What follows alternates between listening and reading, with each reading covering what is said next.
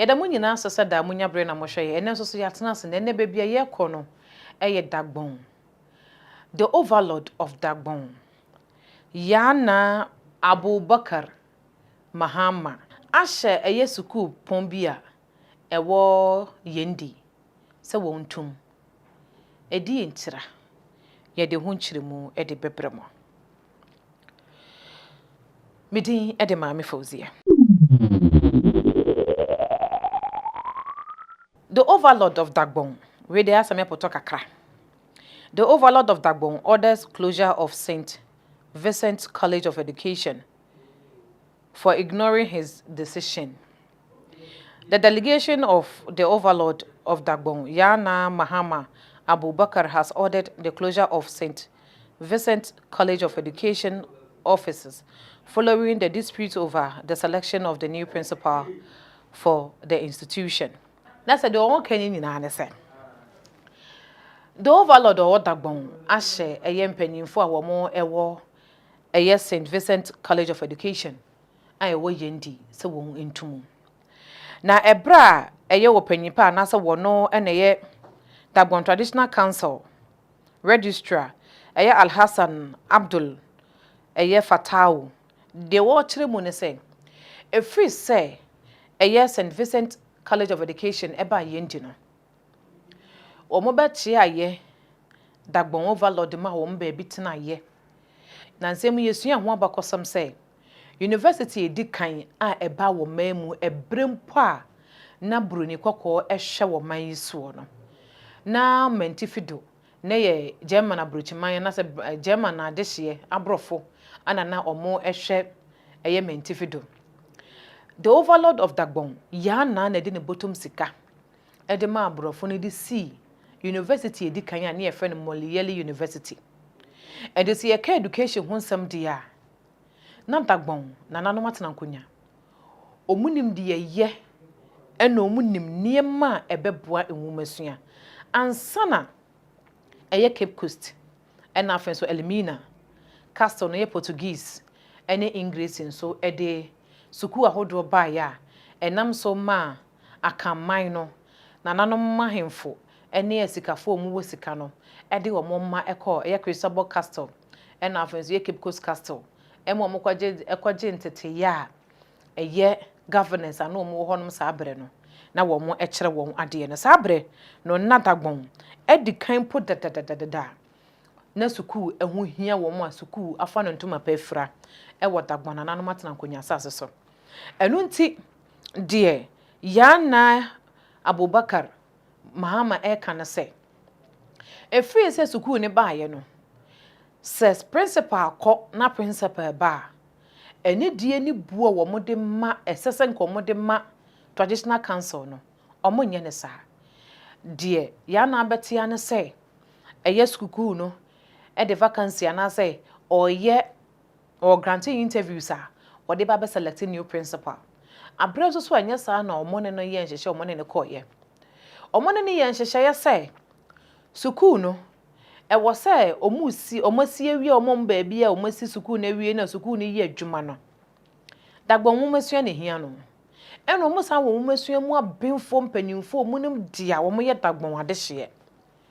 efi so omasi suku no omonye Dagbon adehye bia principal da empanyimfo afa kwan ahodo so de nsem no ato eye St. Vincent College of Education empanyimfo animu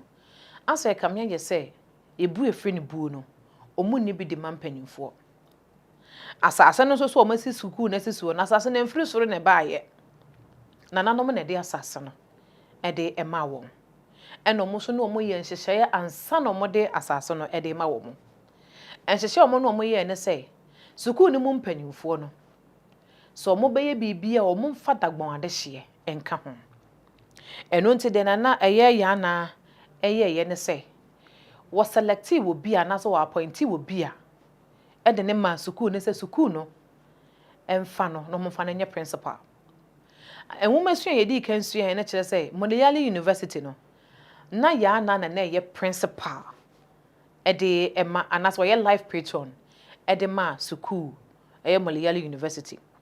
enti that's what kan enwumasua ho asem de ya omunim de omoka ene omunim de omo kire nanso so ebra eye ya na desa directives ye kode ma school no nipa ya na appointed no say school no mfa no mfa no nye principal no omanye nanka for the first time ye ndi this year nanka wonye principal of the school nanka won hwese de school no ntoto ye na ne de traditional council so betimi ayede e de aboa esanse school no eti o masase so nti ni kwan so mo ya ahokwo e wo school ni mu nanso so principal of the school any board no kwhia ya na de representative de ma wo mo no nanka wo mo hwese nkomo de be ye adwuma nanso eye director edema yendi traditional council Alhaji eye Ali Hassan kire say omanfa buo ni anidi ama no a school ni board akwa appointed onipa foforo a wonye yende dehye na afenso so enye de overload eji no no enu nti tumi no yende hene dia tumi no dagbon overload dia asase no school ni sisuo no ne dia sadie yedi buo ni anidi de maye nananom na afenso so yeti o masem no sent for no wo mantie enu nti Jana Abubakar Mahama ahye say school wo muntum St Vincent College of Education we yendi yentum kopem se o madwene bebe fie no mudi buo ni anidie de be masa se wura ni kuro wura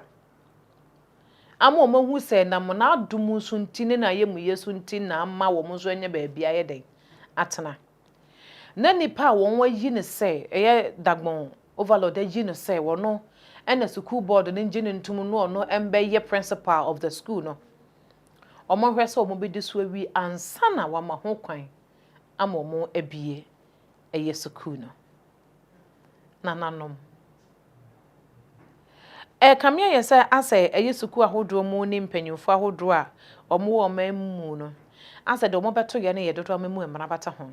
enti ya na ye omo say nananom ni tumi bia asase nya ban de o asase ye nananom de nananom ne ko ye do omo moja ko jeje ensase ahodo nyina